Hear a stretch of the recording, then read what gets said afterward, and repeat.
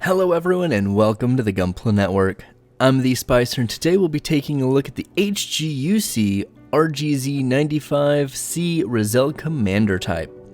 This review comes to you courtesy of those wonderful folks over at Canadian Gundam, your one-stop shop in North America for all your Gunpla and Plamo needs. With flat rate shipping in North America and a private warehouse option, they've got you covered, and when you're placing your order, you can even use the promo code Gunpla Network for 10% off. Now, going into this kit, I was a little apprehensive. It is an older HGUC, something that's not exactly known for its mind-blowing articulation, but it does transform, and I thought, okay, well, if nothing else, it's going to look good. And you really get some of those stylistic callbacks from Zeta and the Methis, and they look really good here, especially in this striking blue. And overall, I was actually pleasantly surprised, I have to say. It does look cool. It's definitely a big jump from the RGZ-91 that we got in Char's Counterattack, but it is fun build. It's not too crazy. The transformation's pretty good, but let's try to break that down a little more. Let's take a look at some of the details, some of the articulation, and the accessories to get you guys a better idea of what's actually happening with this plastic kit. Now, in terms of the visuals or the aesthetic, this kit actually looks really good out of box. Between the color separated parts, the blue and the white, the green stickers, it looks pretty solid. If you do want to go through and touch things up with a panel lining marker, you absolutely can, especially on the white parts on the leg and the shoulder, the shield, and the elbows. Outside of that, though, it's pretty straightforward. There's not a lot of panel lining. There are a few places that nub marks are kind of a problem, namely the front of the thighs. You can kind of see it just a little bit, but it is something, depending on how you're displaying this and where it is in your display, you may not even notice.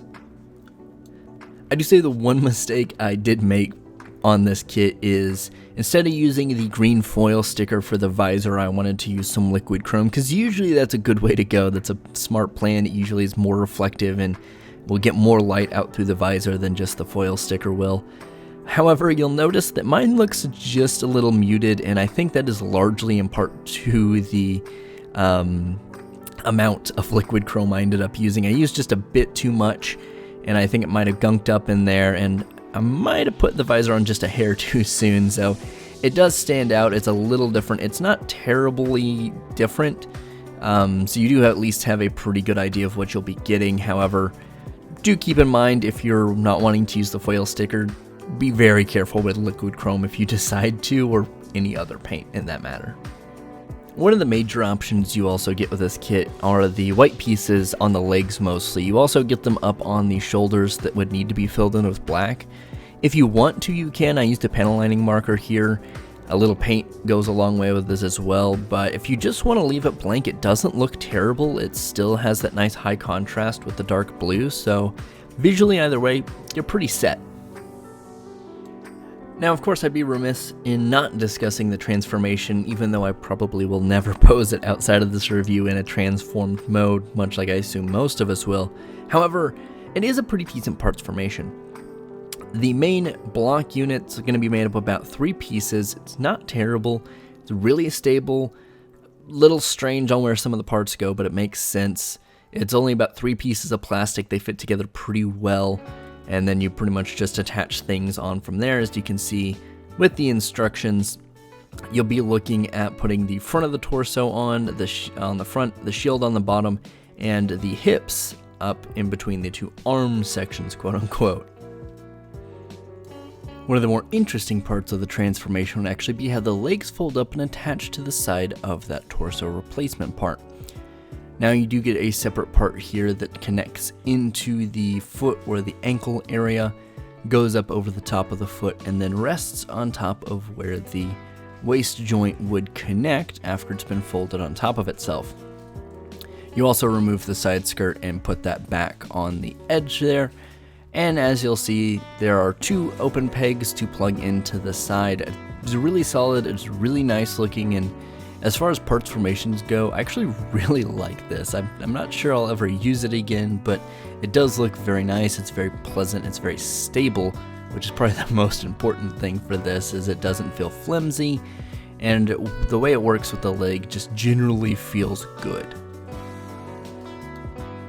And once it's all put together, it actually is a pretty pleasing thing to look at. It's a lot more of the Methus than it is the Zeta, and you can tell by that really short kind of just brick in the air type situation, but it generally actually does look good. I don't know that I'll ever pose it this way, but if I did end up getting like another just standard ReZEL or even another one of these, honestly, I would probably pose it in this because it actually looks really cool. It's really different. You can still tell it's the same mobile suit, but it's got its own distinct vibe and things are moved around enough that it does look interesting enough on its own without having to have the mobile suit there. Overall, it is pretty stable. The one weird thing I will say is the connection piece is in a weird spot. It's the same connector you would use for the hips, so it's slid into the back of the suit and it's got a really narrow channel. So if you've got like an action base like 5 or maybe even a 4, you should be able to use it and it still look okay, just kind of a weird spot to put it. In terms of articulation, the head will bob up and down and will twist all the way around. The shoulder itself will swivel up and down. You'll get a little bit of twist under the bicep. You'll also get more than 90 at the elbow, and the arm goes out a pretty good ways. Your torso is going to bob side to side and twist, but no more than that. The front skirt armors won't be independent, so you will need to nip them, but they do go up all the way, as well as the side skirts going up front, going forward and backwards. The leg itself will go out pretty far and twist a good amount. You're going to get a good range of motion out of the knee itself, and the foot will collapse all the way down. However, it doesn't have a lot of rock in it, so keep that in mind. And while the articulation is fitting of an HGUC kit from the 2010 era, it still looks good and you can still get some dynamic poses out of it, especially if you put it up on a display stand. Now if you decide not to, you can still get some really good static striking poses just standing him up. He's a really angular, sharp mobile suit, so he's going to be eye-catching, especially in this blue. Now, outside of that, I'm pretty pleased. Sure, the articulation's a little limited, and there are some things I would like to see as far as accessories go, but we do get an extra pink beam, which is pretty cool. I'm actually really excited that we got that. Kinda bums me out, though, that we didn't get any sort of ReZEL rifle, just a standard one. Especially since we see it use it in Unicorn. Like, its whole pivotal moment, the really first big thing it does against the Sinanju is take that out as a beam saber and then get cut in half, but it's still this big lead-up shot that would have been cool to replicate. Now, if you have the standard ReZEL or the Delta Plus, you'll still have that, so it's not an awful deal. And you still do get the 2 green beam sabers and the 1 pink one, so you have some variety there. You'll also get 2 standard beam saber hilts, a couple of different hands, 2 holding hands, and 2 different options for trigger hands, but they share the same like thumb connector, so you'll have one angled more down that is on the back with the Mega Particle Rifle, and then you'll have more of a standard one for the ReZEL rifle that this doesn't come with. Kind of surprising, but whatever. You'll also get a set of sticker decals as well. You don't see them in any of this review because I wasn't sure I was going to use them, but they're okay. I would say the Londo Bell ones are a little too dark for most of the surfaces, but generally the rest of them look fine. EFSF and the Federation logo have enough contrast to stand out on the blue plastic, which is pretty cool. And you'll also get 2 small RGZ-95 stickers that you can put on, which is nice. And they're in white, so they'll stand out pretty significantly. Overall, I have to say I'm really pleased with this kit. If you're anyone who likes Unicorn or high grades or just Universal Century designs, even dating back to Zeta, you're gonna like this. It's visually really interesting to look at. It's got a weird mixture of the Methus with the rounded shoulder armor and then the shoulder and then the bicep piece, and everything else for the most part is super angular and a lot more like the Zeta, so it is a really cool mix and it pulls it off very, very well. Unicorn has a lot of really solid grunt suit designs, and this one is by far my favorite. The ReZELs are just so cool looking, and they do pretty decent in animation. Sure, they kind of get jobbed out, but they're no GMs. They're also not the Jesta though, so it's kind of something to keep in mind. But generally speaking, I love this design. That color blue is super unique as well. There's very few things on your shelf that are going to be similar to it.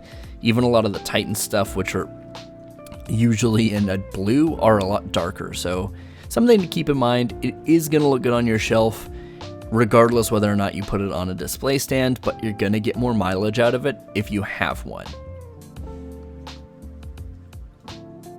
So for the pros and cons, overall, I mean, it is a visually good looking suit, so definitely a pro. As far as accessories, it's kind of a good of a pro and con. It's cool they have pretty much everything you would need for this, even with the exception of the ReZEL rifle. It's cool they gave you the extra beam effect part and provided all the stickers you would need for those green sections, so kind of nice to see that. As far as articulation goes, you don't need a ton, and it does it where it needs to. A little ab crunch would have been cool, and a little extra give out of the Mega Beam launcher would have been nice, but overall, it's enough for most poses you're going to want to put them in, so you're not going to have too many issues. As far as surface detail goes, I'd say that's another plus. It's not all over the place, but where it is, it does accent very nicely. So it does add overall to the visual of the kit itself. And one of the biggest pros, I have to say, which kind of ties into the visuals, is almost all of the white on the suit is molded in plastic, and that is a massive thing, especially for something from 2010. Had any of these needed to be painted or had been stickers, it would have been a huge turnoff for this kit. It just would not have worked out as well. A lot of the places stickers wouldn't fit super great, and painting white is just not easy for most people, and myself included. It's not an easy color to coat for most instances. Even if you're going from a gray or something, it's still not ideal, and especially if you're going from like that dark blue, you're gonna have to base coat it and then go back over it. But saving you all that effort and keeping all of the line work clean on this with those separate white parts is just phenomenal. Now, I would say, as far as kind of a negative, and this is almost kind of a non-factor for a lot of people, but it would have been nice for them to include a few just solid black stickers to put in the thrusters. I know panel lining marker and paint goes a long way, and that's what I ended up doing anyway, but had I had a couple of decently cut for like the shoulders and maybe the bigger sections on the legs, I would have probably used those. They're mostly flat, they would have fit in fine. I wouldn't have been too concerned, but that's a very minor complaint. If you've got a panel lining marker, it's gonna take care of it pretty quick, so you don't have to worry about it. As far as the accessories, yeah, the ReZEL rifle, it would have been nice. And it really bums me out they didn't put it in here. It wouldn't be a whole lot more plastic to throw in, but you know, I'm sure Bandai had their reasons, and you can get it with other kits that you're gonna want with this suit anyway, so it's not a huge disappointment, but it is something for them to give you that idea of, oh, hey, here's this extra beam saber blade, and not actually put anything else in it is just kind of a bummer. Also kind of unsure still why they put the green one in there. I don't recall it ever having a green beam saber. I could be super wrong. Maybe it does when it's fighting Kshatriya. That's super possible, but I want to say they're all pink. Maybe it's a novel thing. I'm not sure. Let me know in the comments down below if you know. Outside of that, the biggest kind of detractor, I would say, is actually the Mega Particle Cannon. It looks good, but getting it in a good pose where the arm is in a good position with the hand in a good position isn't the easiest thing to do in the world, and is, I'll say, super difficult, but it is a little trying at times.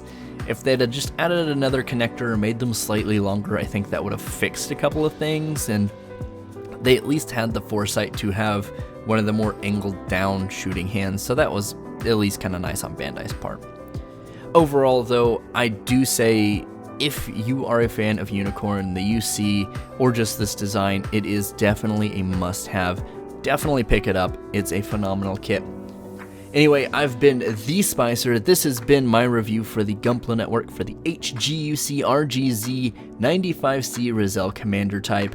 And as always, keep on building.